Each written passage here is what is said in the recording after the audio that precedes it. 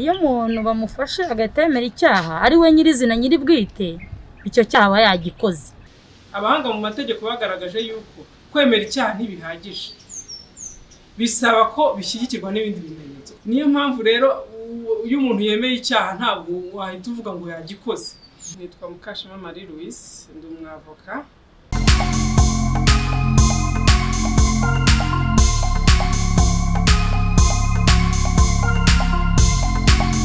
Turabasuje inshuti bakunze ibiganiro byacu, twizera ko mumeze neza mudukurikiye muri benshi. Turi muri kakanya tubagezaho bya biganiro bitandukanye aho duhugukirwa n'insanganyamatsiko runaka. Uyu munsi rero tukaba tugiye kuganira ku nsanganyamatsiko yerekeye ikintu cyo gufatwa nk'umwere mu gihe umuntu atarahamwa n'icyaha imbere y'inkiko, bya bindi bita mu gifaransa présomption d'innocence. Uyu munsi rero tukaba tugira ngo tugisobanukirwe turi kumwe n'umuntu usobanukiwe iby'amategeko, hanyuma dusobanurire icyo kintu gihagaze gute, ninde muntu ufite uburenganzira bwo guhamya umuntu icyaha. Ibyo byose nibyo yabidusobanurira. Mbere yo kwinjira mu kiganiro ku buryo burambuye, reka tubanze twumve bamwe mu baturage bo mu mujyi wa Kigali icyo batekereza kuri iyi ngingo. Murakoze.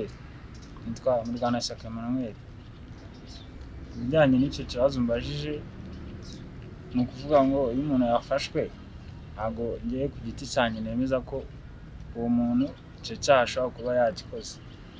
Ni ukuvuga RIB nimba yamufashe ibigiye gukurikirana ikamenya ko uwo muntu icyo cyaha yagikoze, bagashakisha ibimenyetso.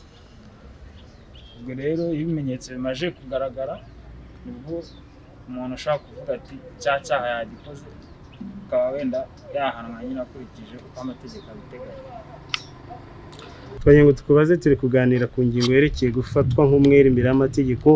Twagira ngo tubwire, ese iyo umuntu afashwe n'inzego z'iperereza ziri kumukoraho iperereza, wenda tuvuge yafashe umwana ku ngufu cyangwa mu bujura cyangwa ubwicanyi, iyo wumvise runaka ngo yafashwe, wowe uhita utekereza ko icyo cyaha byanze bikunze yagikoze, uhita utekereza iki? Icyo mbitekerezaho, RIB yafashe umuntu ntabwo icyaha gita kimuhama. Baragenda gukora iperereza, bamara gukora iperereza basanga icyaha kimuhama, bakabona kukimuhamya ko nyine iperereza riba ryakozwe, ntabwo bahita bamufata, bahita bamujyana nyine nk'uwakoze icyaha kimucira iteka. Nuko mbyumva. None nk'umuntu bashobora kuba wenda tuvugiye umuntu bakamufata agahita yemera icyaha, by'ubitekerezaho iki? Utabumva ko byanze bikunze yagikoze? Iyo umuntu bamufashe agatemera icyaha ari we nyirizina nyiri bwite icyo cyaha yagikoze. Ko mbitekereza nuko niba afashwe, ashobora kuba afashwe ariko icyaha kitari cyamuhama. Ni ukuvuga agomba gufatwa ariko nyine agakorwa n'iperereza, kubera ko hari igihe usanga arengana, kandi hari ingero zimwe na zimwe byagiye bigaragara yuko hari abagiye bafatwa kandi barengana. Murakoze. Nitwa Mukashema Marie Louise, ndi umwavoka. Nkaba nkorera mu ihuriro ry'imiryango itanga ubufasha mu by'amategeko bita RAF, Legal Aid Forum. Ni ihuriro ryihuje n'imiryango igeze kuri 38 yihuje, igamije gukora ubushakashatsi ku mategeko, gukora ubuvugizi ku mategeko, ndetse no gutanga ubufasha mu by'amategeko ku bakene n'abatishoboye. Murakoze cyane. Mwumvise rero insanganyamatsiko tugira ngo tuganireho uyu munsi. Mu mategeko hari icyo bita gufatwa nk'umwere imbere y'amategeko. Twagira ngo dusobanurire, ese ni buri wese ufite ubwo bushobozi bwo kuvuga ngo imbere y'amategeko runaka ni umwere, cyangwa nyine n'ubundi nabo bakora mu by'amategeko? Turagira ngo dusobanurire iriya principe bita mu gifaransa ngo présomption d'innocence, abantu basobanukirwe ngo ni iki? Ririya hame, reka vuge ko ni hame mu mategeko, ariko ni hame rikomeye cyane. Ariko mbere yo kurisobanura nabanza nkavuga yuko ni hame rireba abantu bose. Ni ukuvuga ngo ni uburenganzira buri wese afite bwo gufatwa nk'umwere igihe akurikiranyweho icyaha runaka, cyaba ari icyaha gikomeye cyangwa se icyaha cyoroheje. Ibyo bishaka kuvuga yuko buri muntu uwo ari we wese ukuyeho ko ari n'iryo hame ariko afite n'ubwo burenganzira, nta muntu ugomba kumuvutsa ubwo burenganzira. Iryo hame rero ryo gufatwa nk'umwere igihe cyose icyaha kitaraguhama bisobanuye iki? Bisobanuye ko iyo umuntu agikurikiranwaho icyaha, iyo hakiriho iperereza, iyo ari imbere y'inkiko igihe urukiko rutaramuhamya icyaha mu buryo buteganywa n'amategeko bwa burundu, ataramuhamya icyaha ku buryo budasubirwaho, reka nkoreshe iyo terminology, ntabwo umuntu wavuga yuko ari umunyacyaha. Ni nayo mpamvu iyo umuntu yafashwe bakoresha imvugo ivuga ngo aracyakekwaho icyaha. Ni nazo mvugo zikoreshwa mu mategeko yacu. Ntabwo ushobora kuvuga ngo uyu mujura nzanye imbere y'urukiko, ntabwo ubushinjacyaha bushobora kuvuga ngo uyu mujura nzanye imbere y'urukiko ndamusabira ibi bihano. Ni nayo mpamvu bavuga ngo uyu muntu kanaka ukekwaho icyaha. Ni muri urwo rwego baba bashaka kubahiriza bwa burenganzira bw'umuntu kubera ko afatwa nk'umwere igihe urukiko rubifitiye ububasha rutaramuhamya icyaha ku buryo budasubirwaho. Iyo umuntu rero avuze ngo ku buryo budasubirwaho bishaka kuvuga iki? Ni ukuvuga ngo urukiko rwaguhamije icyaha wenda ku rwego rwa mbere, ntiwishimiye iyo mikirize, urajuriye, birongeye bibaye gutyo. Ni igihe urukiko wakoresheje bwa burenganzira ufite bwo kuba wajurira cya cyemezo bagufatiye bikarangira, ukarangiza za nzira zose z'ubujurire n'urukiko rubifitiye ububasha rwakoresheje amategeko ariho ukaguhamya icyaha ku buryo budasubirwaho. Nicyo gihe bashobora kuvuga yuko niho bwa burenganzira burangirira bwo gufatwa nk'umwere.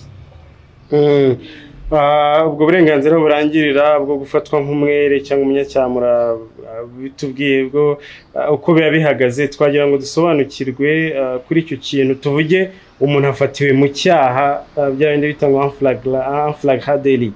Ubwo icyo gihe nawe umuntu akwiriye gufatwa nk'umwere imbere y'amategeko kandi bamusanze mu cyaha. Mbere wenda gusubiza icyo kibazo, reka manze nanabwire wenda badukurikiye yuko ubu burenganzira ntabwo ari uburenganzira muri mu kirere, ni uburenganzira bufite aho bwanditse, ni uburenganzira bufite aho bukomoka, ni uburenganzira bufite uko amategeko yabugennye n'uburyo umuntu abugeraho, n'iyo bwahonyowe cyangwa se butagezweho uburyo umuntu ashobora kuba yabusaba ko bwubahirizwa. Uburenganzira rero buteganywa n'amasezerano mpuzamahanga arebana n'uburenganzira bwa muntu mu ngingo ya 11 bigaragaza ko umuntu afatwa nk'umwere igihe icyaha kitaramuhamya ku buryo budasubirwaho. Waza noneho mu mategeko yacu hano mu Rwanda, uhereye ku itegeko risumba yandi ari ryo tegeko nshinga rya Repubulika y'u Rwanda mu ngingo ya 29 bavuga yuko nabwo umuntu afatwa nk'umwere. Aha wenda mbwire n'abadukurikiye yuko ikintu kiba giteganywa mu itegeko nshinga ni uburenganzira bavuga ntayegayizwa, ni uburenganzira umuntu adashobora guhungabanya uko yiboneye uko ariko kose. Ari nayo mpamvu inkiko arizo zihamya wa muntu icyaha ku buryo budasubirwaho, kugira ngo bwa burenganzira bavuga bati none ubu ngubu ntabwo gifatwa nk'umwere, bafashwe nk'umunyacyaha, genda ujye kugoboka. Ukuyeho rero n'itegeko nshinga biteganya bwa burenganzira n'itegeko rirebana n'imiburanishirize y'imanza nshinjabyaha, naho hateganya yuko umuntu agomba gufatwa nk'umwere igihe cy'iperereza, igihe urukiko rutaramuhamya icyaha. Ngarutse rero ku kibazo warumbajije kivuga ngo ese iyo umuntu afatiwe mu cyuho, amategeko yacu yo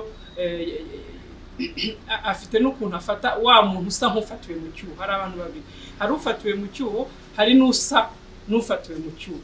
Ese ukibaza ngo ese abo bantu bwa burenganzira bwo gufatwa nk'umwere bwakubahirizwa? Niyo mpamvu nigeze kubikomozaho mvuga ngo wa muntu mu gihe cy'iperereza n'igihe ashyikirijwe urukiko abagifatwa nk'umwere, wa muntu nawe afatiwe mu cyuho abagifatwa nk'umwere. Kubera iki? Kubera ko nubwo yafatiwe mu cyuho hari byinshi biba bigomba gusobanura. Nubwo yafatiwe mu cyuho urubanza ntabwo ruraba ntakuka, ntabwo urukiko ruramuhamya icyaha ku buryo budasubirwaho. Bishaka kuvuga iki? Umuntu ashobora gufatirwa mu cyuho bakamufata bakamushyikiriza urukiko rukaza gusanga bya bintu yakoze atari icyaha.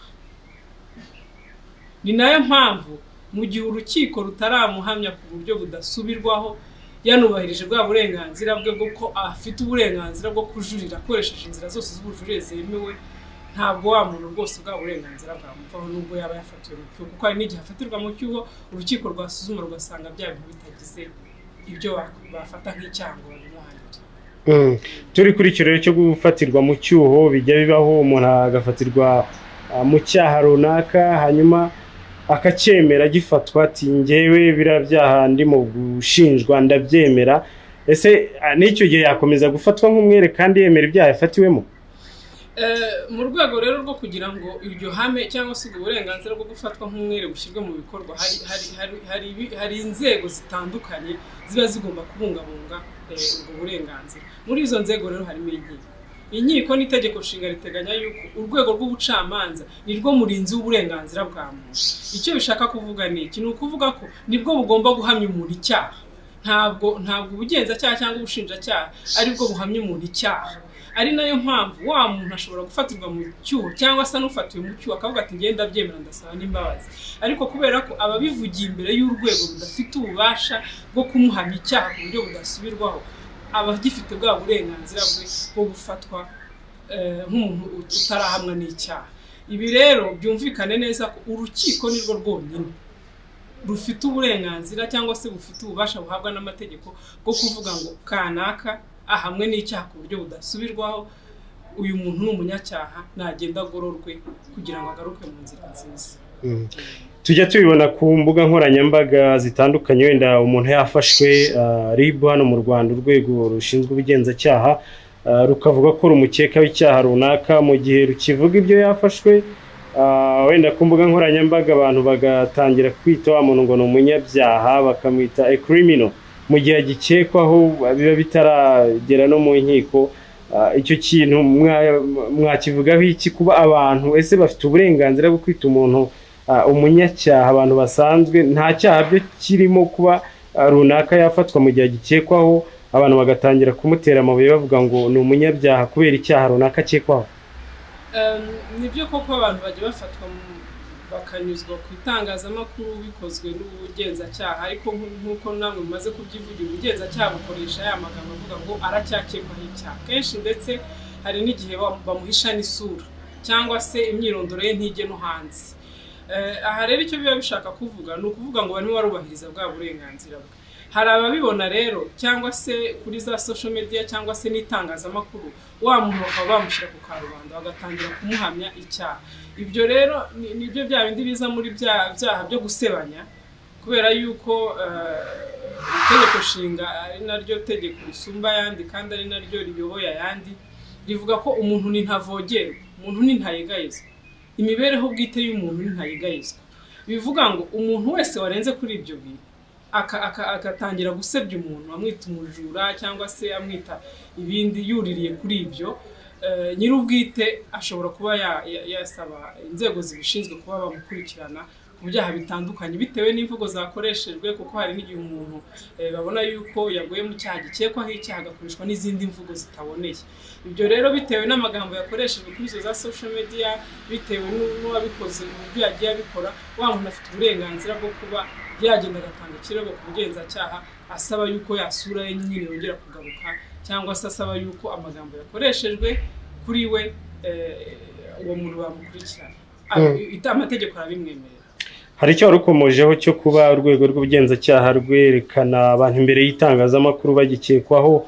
Ese icyo kintu cyo mu kivugaho iki kiremera imbere y'amategeko ko bigenda gutyo, bakabereka itangazamakuru bavuga amazina yabo, imyirondoro, ndetse bakerekana n'amasura, cyangwa kuko watubwiye ko hari rimwe na rimwe biba hakaba n'ikindi gihe bitaba?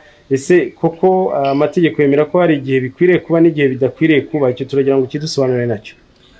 Amategeko ntabwo yemera yuko uwo muntu ashobora gushyirwa ku karubanda bavuga ngo ni umujura n'urugero, cyangwa se yakoze ikintu kibamuhamya icyaha. Ari nayo mpamvu mujye mubona ko ubugenzacyaha bubisasira ukavuga ngo aracyakekwaho icyaha.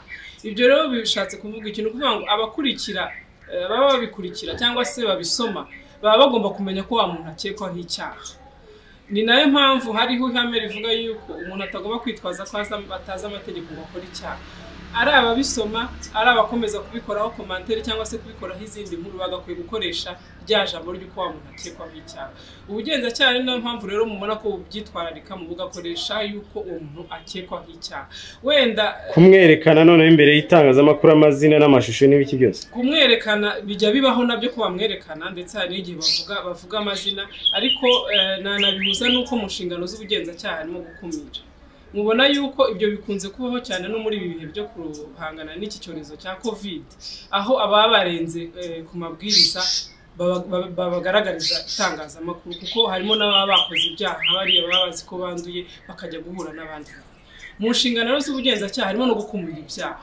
Mu rwego rwo gukumira ibyaha ni nayo mpamvu hari igihe biba ngombwa kuba abantu babereka itangazamakuru bitewe n'icyaha runaka, ariko bibaza yuko uruhare runini ruba ruri ku itangazamakuru ritangaza ayo makuru. Nibo bagakwiye kutavuga ayo mazina cyangwa se bakayahina, ni nabo bagakwiye kugira gute guhisha ya masura y'ababa, kubera yuko niba ubugenzacyaha, sindimo kuvugira ubugenzacyaha ndavuga ibyo mbona, niba ubugenzacyaha buhamagaye itangazamakuru bati tuje kubereka abantu, bahamagaye itangazamakuru nk'abanyamwuga. Itangazamakuru rero niryo ryagakwiye kubahiriza bwa burenganzira bwite bw'abantu, kubahiriza rya hame ry'uko umuntu agifatwa nk'umwere mu gihe icyaha kitaramufata, bakirinda kugaragaza isura ye, bakirinda kuvuga amazina y'uko yakabaye, kubera yuko nibo banyamwuga, nibo bari bushyire ya nkuru hanze. Aha rero nge nabifata yuko abashyira amakuru hanze, iryo tangazamakuru nibo bafite akazi gakomeye cyane ko kugira gute ko kubahiriza rya hame, kubera ko ubugenzacyaha baba bavuze bati abantu barakeka, itangazamakuru rije gufata iyo nkuru riri buze kuyitangaza, nibo bafite izo nshingano zo kugira gute byo kubahiriza rya hame. Ni nayo mpamvu hari igihe umuntu ushobora kujya kubona ukabona areze igitangazamakuru runaka ati iri tangazamakuru ryafashe nkaho ndi umujura kandi narafatwaga nk'umwere. Mu kazi kanyu ka buri munsi wenda hano mu Rwanda tutagiye kure, mwari mwahura n'abantu wenda baza kubisunga bati mudufashe, wenda mudufashe niba ari ukuburana cyangwa n'ubundi bufasha baba basaba, babitewe nuko wenda bafashwe nk'abanyabyaha mbere y'uko urukiko rubahamya, cyangwa namwe mu bushakashatsi bwanyu izo ngero mujye muzibona ko hari abantu wenda bafatwa nk'abantu bahamijwe ibyaha kandi icyo gihe kitaragera bagifatwa, bakabaye bagifatwa nk'abere. Turagira ngo tubwire niba mu Rwanda izo ngero zihari.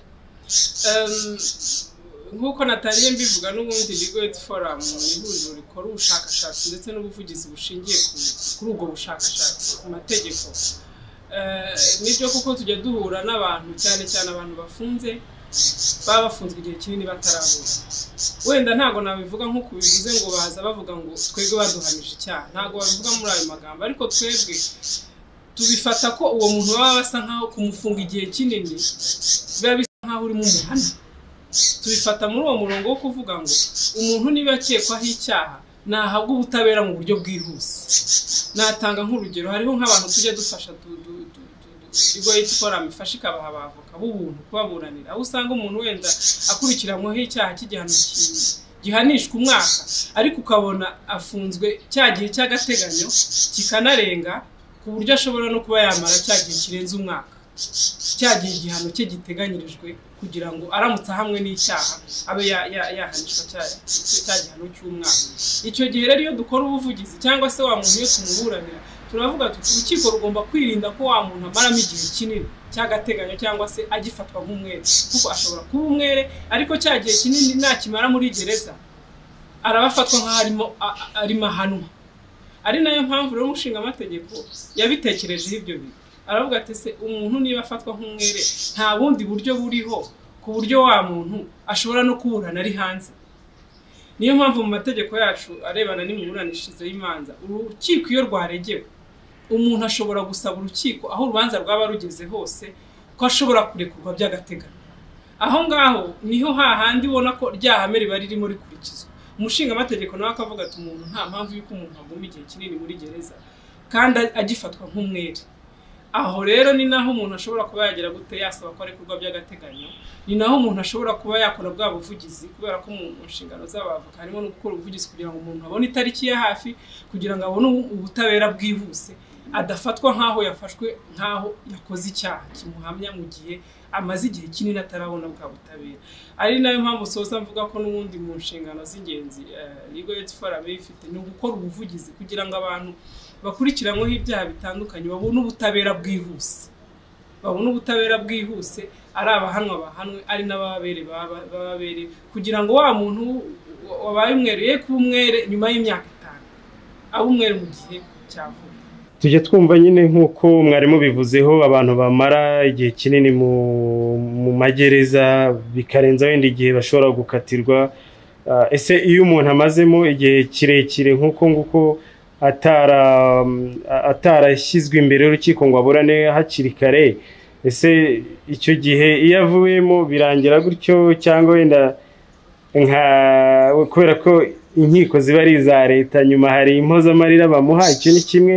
Hanyuma ikindi cya kabiri nacyo tugira ngo tubwireho nk'iyo umuntu hari abantu bamushinje bikagaragara ko bamuhimbiye ibinyoma bagamije ko izo ngaruka zo gufungwa zimugeraho ariyo ntego yabo, bari babizi neza ko nta cyaha afite, ese uwo muntu aba afite uburenganzira bwo kubarega kugira ngo abakurikirane baryozwe ibyo byaha bakoze?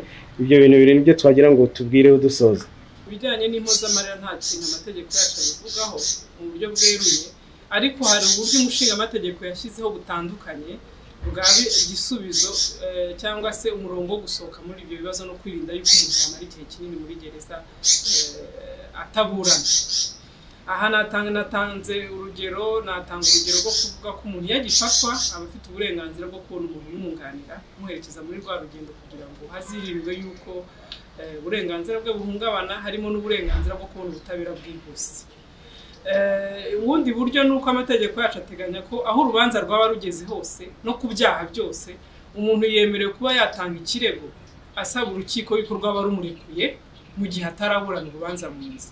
Mu mpamvu rero ashobora kuba yashingiraho uwo muntu harimo yuko yaba amaze igihe kinini afunze atarabura, harimo yuko ashobora wenda no kuba afunzwe igihe kinini kirenze igihano cy'icyaha akurikiranyweho.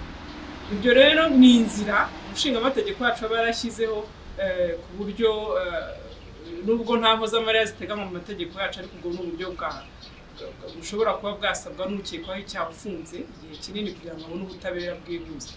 Hari n'ubundi buryo bukoreshwa nko kuba wakurikirana urubanza rwawe ukandikira perezida w'urukiko rufite urubanza ruburanisha urubanza rwawe ukamusaba ko uburanishwa mu gihe cya vuba. Ubwo buryo rero butandukanye natangiye mbikomozaho mvuga yuko ni byiza ko abadukurikira bamenya yuko bafite uburenganzira bahabwa n'itegeko nshinga yuko umuntu wese ufashwe cyangwa se uri imbere y'ubugenzacyaha cyangwa ubushinjacyaha atishoboye yemerewe kuba yasaba yuko ahabwa umwavoka w'umuntu. Umushinjacyaha cyangwa umugenzacyaha ashobora kubisaba urugaga rw'abavoka rukamugenera umwavoka, cyangwa se n'umuntu we muri famiye ashobora kwitabaza indi miryango itanga ubufasha mu by'amategeko nka Legal Aid Forum, bakaba bafasha umuntu kubona umwavoka w'umuntu. Aha wenda mbone n'umwanya wo kubwira abantu ko bajya bahamagara kuri nimero itishyurwa 1022 cyangwa se 845 bakoresheje MTN kugira ngo bahabwe ubwo bufasha ku bantu batishoboye. Naho ku kibazo cya kabiri kijyanye n'uko hari igihe abatangabuhamya cyangwa se abantu bashobora kugushinja ibinyoma, wenda reka mbere ku batangabuhamya. Ubundi umutangabuhamya ni iki? Umutangabuhamya ni umuntu ujya imbere y'urukiko akaba yavuga ngo kanaka yakoze ibi, ashobora kubivuga abeshya, ariko nagira ngo mbwire abadukurikiye ko umutangabuhamya mbere yo gutanga ubuhamya bwe ararahira ko agiye kuvugisha ukuri. Iyo bigaragaye rero ko yabeshye, amategeko yamukurikirana, ndetse hari n'abandi batangabuhamya babarizwa ku bugenzacyaha cyangwa se ku bushinjacyaha. Icyo gihe uramutse ufite ibimenyetso by'uko wa muntu yakubeshyeye, icyo gihe nawe watanga ikirego urega wa muntu wakubeshyeye bigatuma ufungwa, akaba ari we wasaba yuko ukaba wamusaba n'indishyi zo kuba yaratumye ifungwa ku maherere. Mu gusoza utubwiye uburyo abantu bashaka kwifashisha iki kigo cyanyu Legal Aid Forum kikabafasha nk'abatishoboye. Twagira ngo umuntu atubwire se wenda naho ni mu rubanza nk'abashaka wenda gusobanukirwa n'amategeko runaka, wenda hari amategeko bumvise ari gushaka kubagonga, bashaka kuba babaza nabwo mukabasubiza, bigenda gute? Natangiye n'ubundi mbivuga, Legal Aid Forum itanga ubufasha mu mategeko. Ubufasha mu mategeko rero harimo kunganirwa mu nkiko ku buntu ku manza zose, yaba ari umuntu ufunze cyangwa se imanza mbonezamubano. Harimo no guhabwa ubumenyi ku mategeko, binyuze mu nzira zitandukanye, ku maradiyo. Dufite n'uburyo bw'ikoranabuhanga aho umuntu ashobora gukoresha imwe muri ya nimero 845 agasoma amategeko y'ingenzi akunze gukoreshwa. Iyo rero usomye ayo mategeko ukoresheje telefone ugenda uyasoma kuri message. Iyo usomye ukagira ibindi bibazo wifuza kuba wabaza, uhamagara wa 845 ntabwo bakwitaba ariko hari abanyamategeko bahoraho baguhamagara bakagusobanurira bakaguha inama mu mategeko niba ufite ikibazo cyangwa se bakaguha n'ubusobanuro kuri ayo mategeko utabashije gusobanukirwa. Aha rero byumvikana yuko Legal Aid Forum ikora bwa bukangurambaga ku mategeko ukoresheje wa murongo 845 wanakenera n'uburyo bwisumbuye ukaba wahamagara, ndetse hari n'ibiganiro binyura ku maradiyo, hari n'ubukangurambaga bujya buba iyo atari igihe cya covid aho hajya no dusanga n'abaturage aho batuye tukabakorera ubukangurambaga. Ariko ibyiza kubera ko ikoranabuhanga ryageze hirya no hino, ni byiza gukoresha wa murongo 845 ukamenya ayo mategeko cyangwa se ukaba wanahamagara. Ushobora kandi guhamagara no kuri wa murongo w'1022 ukoresheje MTN, nabwo ukaba wabona bwa bufasha mu mategeko hari abanyamategeko mu gusoza rero ikibazo cya nyuma twagira ngo muhe ubutumwa abantu bagira gutya wenda umuntu agifatwa gikekwaho icyaha bagahita bo bamuhamya icyaha mu gihe inkiko ziba zitarakimuhamya, kandi wenda bikiri mu rwego rw'iperereza, tuvuge habaye ikintu kibereye mu mudugudu runaka mu isibo runaka, kwa kundi RIB ishobora kuza bari aho ngaho ibintu bibereye ako kanya bose ikabatwara bakaba bagikekwaho, hari n'utamenye uko ibintu byose byagenze ariko bamwerekana mu bakekwaho abantu bagahita bamuhamya icyaha, icyizere bari bamufitiye bagahita bakimuvanira nk'iko zitaramuhamya agahita agira icyasha. Turagira ngo ugire ubutumwa uhereza abantu nk'abo. Ubutumwa natanga nuko abantu bose bagomba kumenya yuko iyo ibintu bikiri mu iperereza, umuntu akiri mu maboko y'ubugenzacyaha n'ubushinjacyaha ndetse n'imbere y'urukiko mu gihe utarafata icyemezo. Icyo nabwira abadukurikiye nuko abantu bose bagomba kumenya ko umuntu wese ibintu bishobora kumubaho igihe icyo ari cyo cyose. Iyo rero umuntu ari mu maboko y'ubugenzacyaha cyangwa ubushinjacyaha agifatwa nk'umwere, niyo yaba yafatiwe mu cyuho cyangwa se n'uwafatiwe mu cyuho abagifatwa n'umwere, abantu ntabwo bagomba kumufata nk'umunyacyaha, ndetse niyo ari imbere y'urukiko igihe urukiko rutarafata icyemezo ku buryo budasubirwaho wa muntu abafatwa nk'umwere. Ni na ngombwa kandi yuko abantu bagomba kumenya yuko niba agize ibyo bibazo akaba yafatwa n'ubugenzacyaha cyangwa se agakurikiranwaho n'ubugenzacyaha cyangwa ubushinjacyaha, afite bwa burenganzira bwe ntayegayezwa bwo kuvuga ngo simbazwa ntafite umwavoka. Niyo ubugenzacyaha bubirenzeho arongera akabivuga imbere y'umushinjacyaha, babirenga akabivuga imbere y'urukiko. Iyo ibyo bintu ntabwo byanenga urukiko, rufite izo nshingano zo kugenera uwo muntu umwavoka iyo atishoboye. Ni ngombwa rero yuko abantu bakurikiye bamenya ubwo burenganzira, kuko itegeko nshinga n'amategeko biguha uburenganzira wowe ukabuharanira. Mu kubuharanira rero harimo yuko ugomba kubumenya. Waba ukeneye amakuru ukabaza amakuru kuri ya mirongo twababwiye, cyangwa se ukanamenya yuko niba uri muri ibyo bibazo nimero by'ubugenzacyaha n'ubushinjacyaha buvuga uti nubwo mubwira ngo nibazwe ntavoka ariko mbifite uburenganzira ndasaba ko mumushakira. Akamaro k'uwo muntu rero kunganiraho umwavoka ni uko guherekeza muri rwa rugendo ibyo utazi akabigusobanurira, akanakurinda yuko ushobora kugwa mu makosa cyangwa se ko ushobora kumara igihe kinini utarabona ubutabera. Mu gusoza rero nagira ngo kiriya kintu nanone aho twumva wenda nk'iyo umuntu yari akiri mu bugenzacyaha, si mu Rwanda gusa, turavuga ahantu hatandukanye ku isi, akaba yaremeye ibyaha yagera nko mu rukiko akabyigarama, tukajya kumva wenda ngo hariya ngo nuko abantu bari bampagaze hejuru cyangwa wenda bari bankoreye iyicarubozo bituma nemera ibyaha. Icyo gihe ibyo bintu koko kuba umuntu yava mu bugenzacyaha yemeraga ibyaha mbere y'urukiko akabihakana, ese ibyo byatuma umuntu yumva ko naho ngaho yaba umwere kandi hari imbere ahantu yabyemeye, abantu twe tuba turi hanze twarabyumvise ntitwakomeza gufata bya bindi bya mbere? Ubundi iyo umuntu agifatwa, iyo agifatwa yaba yafashwe arimo akora icyaha cyangwa se n'uwo arimo gikora, hari igihe aba afite igihunga. Hari igihe aba afite igihunga akemera avuga ati reka nemere wenda barandikura. Ubwo ni uburyo bumwe bushobora kuba bwabaho. Agahera hasi yemera icyaha ndetse n'imbere y'urukiko ku rwego rw'amera akabyemera, kubera ko wenda abagihungabanye agifite n'icyo gihunga, kuko hari abantu bakora ibyaha wenda ari ubwa mbere aguye muri icyo cyaha akaba afite icyo gihunga. Hari n'igihe umuntu yemera icyaha kuva hasi kugera hejuru, hari ibyaha ishiriye.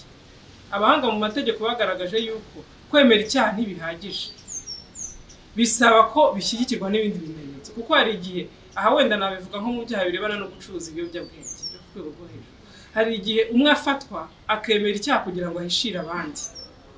niyo mpamvu rero iyo umuntu yemeye icyaha ntabwo wahita uvuga ngo yagikoze. Hari n'igihe ushobora kujya kubona ukabona nk'abantu babana mu nzu umwe yishe undi, mugenzi we akavuga ati wenda njye nzaguha amafaranga wowe wemere ko ari wowe wabikoze, agahera hasi yemera icyaha. Ari nayo mpamvu kuba umuntu yemera icyaha ntibihagije kugira ngo icyaha kimuhame.